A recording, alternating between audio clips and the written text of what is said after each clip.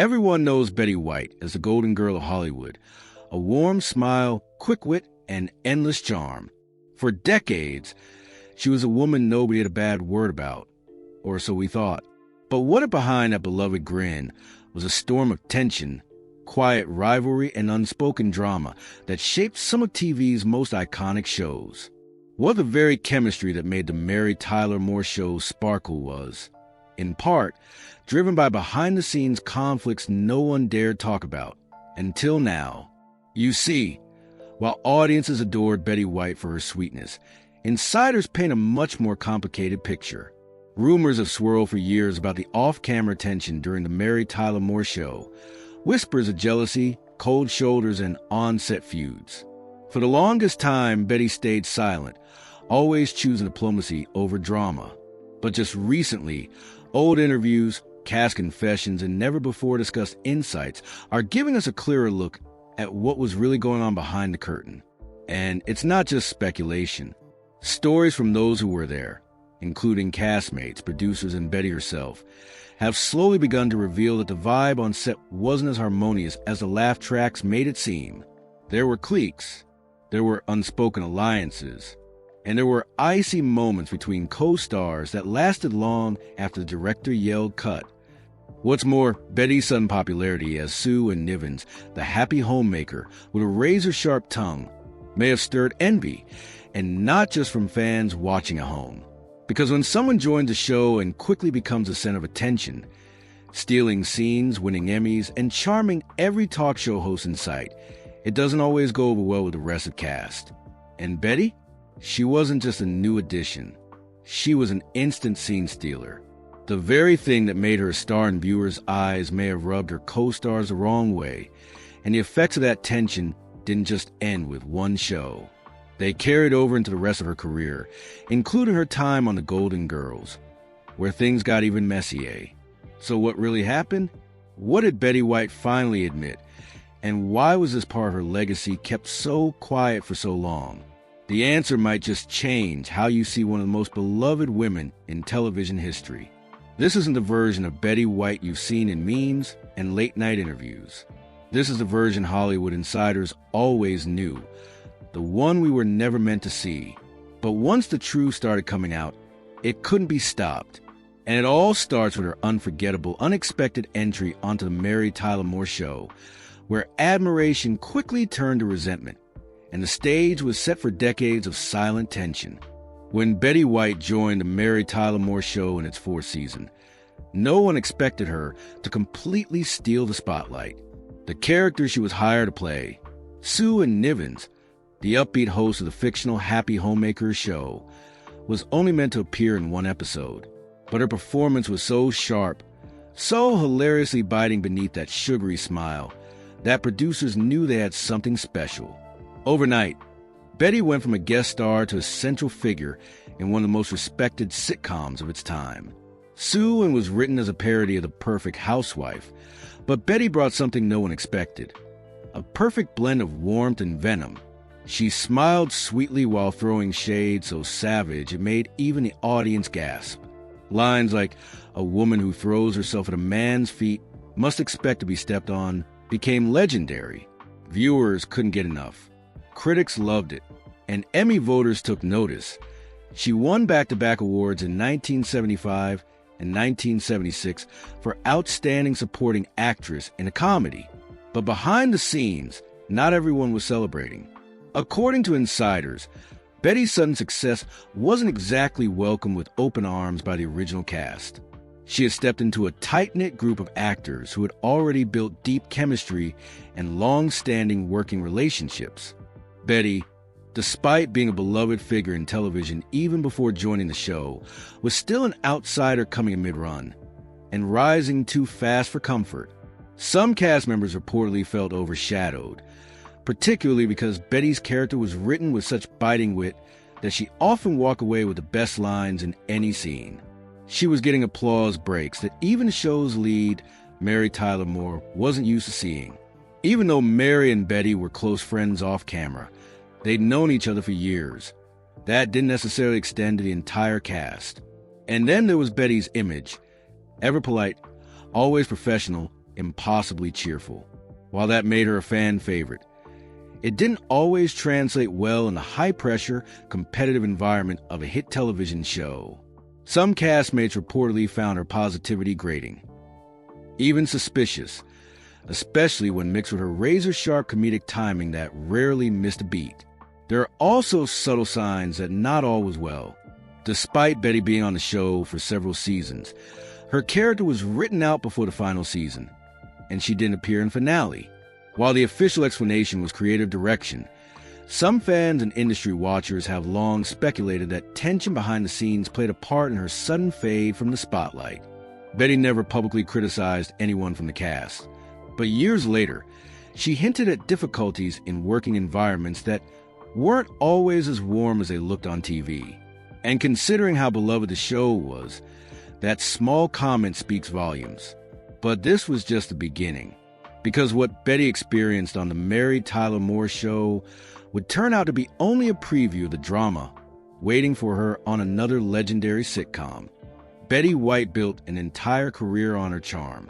She was quick with joke, endlessly polite, and almost impossibly upbeat. To the public, she seemed untouchable, the last person you'd expect to be involved in backstage drama. But behind that warm smile was a woman who navigated decades of complicated relationships in the entertainment industry, and not everyone who worked with her walked away singing her praises. It's important to understand that Betty's nice image wasn't an act. She really was kind to fans, respectful to crew, and famously professional. But in the high-stakes world of network television, nice isn't always enough. Success can create resentment, and Betty's ability to draw the spotlight wherever she went often came at a cost. She was never known to raise her voice or throw tantrums. Instead, she wielded her power with something even more disarming: relentless politeness, impeccable timing, and a refusal to break character, unless the cameras weren't rolling. One of the earliest signs that Betty's relationships in the industry weren't always rosy came years before the Golden Girls, during a less talked-about clash with fellow actress Sally Struthers. While promoting an event, Struthers reportedly offered Betty a cookie. Betty declined, saying she didn't eat sweets. Minutes later, she was seen sneaking one when she thought no one was watching. Struthers joked about it publicly, but Betty was not amused. She allegedly cut off contact with Struthers entirely afterward. For most people, that might sound like a small misunderstanding, but for those who knew Betty, it was telling. She did not appreciate being made the punchline, especially in public. That sharp sensitivity extended to her work. On the Mary Tyler Moore Show, Betty was known for never missing a line, never flubbing a scene, and always being camera ready. In a competitive ensemble cast, that level of precision could easily be interpreted as showing off. And over time, some insiders say it created distance between her and other performers. In a 2011 interview, Betty hinted at this herself, saying, "I like to keep things light, stay focused, and not bring personal drama to set. But not everyone works that way." It's a diplomatic way of saying what many had already begun to notice. Betty's perfection made others uncomfortable. She wasn't mean. She was just always on. Her refusal to gossip, her avoidance of scandal, and her ironclad professionalism made her beloved by the public, but sometimes resented by those who had to compete with her. In fact, Betty's ability to stay spotless, while others floundered, only added to perception that she was playing a Hollywood game on a whole different level. And when Betty transitioned into her next legendary role, as Rose Nyland on The Golden Girls, the tension only escalated. This time, it wasn't subtle. The friendly friction of the Mary Tyler Moore Show gave way to something much more personal and far more volatile. Because Betty was about to face a co-star who didn't just dislike her, she outright despised her. If the Mary Tyler Moore Show introduced tension behind the scenes, the Golden Girls turned it into a Cold War, and the front lines were drawn between Betty White and Bea Arthur. On screen, they were perfect foils. Betty's naive, sweet-natured Rose Nyland played hilariously against Bea's sharp, sarcastic Dorothy Zbornak. The chemistry was undeniable. But once the camera stopped rolling, the mood reportedly shifted dramatically. For years, rumors swirled that Bea Arthur had a deep, unwavering dislike for Betty White. And those rumors weren't just idle gossip. They were confirmed in part by Betty herself. In multiple interviews, Betty stated outright, "Bea was not that fond of me." That was her diplomatic way of saying things were often tense, even icy, when they weren't performing. And it went deeper than simple personality clashes. According to those close to production, Bea found Betty's ever-smiling demeanor irritating, almost fake. Bea, known for being more brash and blunt, saw Betty's constant positivity as disingenuous, one allegedly saying, "She's always so dim and cheerful, it's exhausting." Betty, for her part, never fired back publicly, but those around her said she knew how to defend herself in subtle, powerful ways. Then came the moment that shocked even those used to behind-the-scenes feuds. According to multiple sources, Bea Arthur actually called Betty White the C-word more than once during production. Not in character, not as a joke, but in private. The level of contempt was startling and made things extremely uncomfortable for cast and crew alike. Estelle Getty, who played Sophia, reportedly tried to stay neutral. Rue McClanahan, who played Blanche, confirmed years later that there was definite friction, and that Bea was the source of it. The conflict seemed rooted in more than just personality. Betty had been the first of the 4 women to win an Emmy for the Golden Girls, and it didn't sit well with Bea. Reports suggest she felt upstaged. Betty often broke the fourth wall with her charm, soaking in the audience's laughter. Bea, trained in theater, believed in staying in character and saw Betty's crowd-pleasing tactics as unprofessional. It wasn't just artistic disagreement. It was personal. Yet somehow, the show never suffered for it. If anything, the underlying tension may have added to the sharpness of their on-screen dynamic. But behind the scenes, it made for a stressful working environment. Betty once described it as unfriendly, without going into details. That was as close as she ever got to breaking the silence publicly, until much later in life, when she became more open about the fact that some of her most iconic work was done in the midst of serious hostility. Even after the Golden Girls ended, the rift never healed. Bea Arthur passed away in 2009, and though Betty expressed condolences, there was no public mention of reconciliation. It remained, to the very end, one of television's great unspoken divides, a bitter reality behind one of its most beloved shows. And the feud didn't just create awkward moments. It may have actually played a role in ending the show entirely. By the time the Golden Girls reached its 7th season, it was still a ratings powerhouse. Viewers loved the show's sharp-wit, lovable characters, and the rare sight of 4 older women leading a hit comedy. But behind the laughter, something was quietly unraveling. And many believe that the tension between Betty White and Bea Arthur was more than just personal drama. It may have played a role in bringing one of television's most beloved series to an early end. Officially, the Golden Girls ended because Bea Arthur decided to walk away. She wanted to pursue other projects, and at the time, the show's creators said they felt it couldn't continue without all 4 women. But those who were close to production tell a different story, one where the years-long tension between Bea and Betty finally reached a breaking point.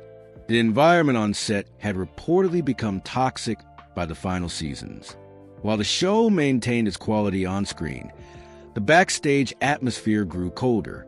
Betty White, always diplomatic, later said that it wasn't as warm as it looked, a significant understatement for a woman known for her endless optimism. According to multiple sources, Bea would barely speak to Betty off camera. They would film scenes, nail the timing, and then retreat to opposite corners of the set. At cast events and table reads, the energy was tense, and the crew often found themselves walking on eggshells. Some speculated that BEA's decision to leave wasn't just about career ambitions. It was about escape. She reportedly no longer wanted to deal with the personal strain of working with someone she found so frustrating. When she left, the studio scrambled to rework the show, launching the short-lived spin-off The Golden Palace with the remaining cast. But without the full quartet, the magic was gone. The show was canceled after just 1 season. Looking back, It's remarkable that the Golden Girls lasted as long as it did with so much coldness behind the scenes. Bea Arthur was a towering presence, fiercely intelligent, deeply serious about her craft, and brutally honest. Betty White, in contrast, approached her work with lightness and levity. Their styles clashed, their energies never synced, and the friction wore down everyone involved. Rue McClanahan once admitted in an interview that Bea had a hard time with Betty. She found her hard to take. Let's put it that way. Still, all the women maintained a level of professionalism that allowed the show to shine. That's what made the eventual split feel so jarring. It wasn't just the end of the sitcom. It was the quiet collapse of a partnership that had always looked stronger than it really was. In the years that followed, Betty continued her career with grace and humor, rarely revisiting the pain of that period. But for those who knew what happened behind closed doors, the legacy of the Golden Girls became a little more bittersweet. And still, the story wasn't over. Because in her final interviews, Betty would drop subtle truths that confirmed what fans had long suspected. For decades, Betty White stayed mostly silent about the conflicts that followed her through two of television's most iconic shows. While other cast members offered candid insights, Betty stuck to her trademark grace, never naming names, never airing dirty laundry. But in the final years of her life, long after cameras had stopped rolling and the headlines had faded, she began to open up, and what she revealed was subtle but undeniably powerful. In one of her last major interviews before her passing, Betty was asked directly about the Mary Tyler Moore Show and the Golden Girls. Instead of dodging the question, she offered a telling pause, smiled gently, and said, "Wasn't always as happy as it looked, but the work was worth it." That one line, coming from someone who had made a career out of keeping things light, carried more weight than anything she could have spelled out in detail. She never mentioned Bea Arthur by name. She didn't have to. By then, the stories were well known. But Betty did confirm that not every relationship behind the scenes had been friendly. In a different interview, she was even more direct, admitting, "You can't be loved by everyone." And I wasn't. That's okay. I still did the best I could. It was the closest she ever came to publicly acknowledging the tension that had haunted her most successful shows. What stood out about Betty's reflections was how free she finally seemed. Without the need to protect a brand or preserve an image, she allowed herself to be honest, not in a bitter or vengeful way, but with the calm acceptance of someone who had nothing left to prove. She didn't dish dirt. She didn't criticize. But she let the truth slip through in glimmers that confirmed what fans and insiders had whispered about for years.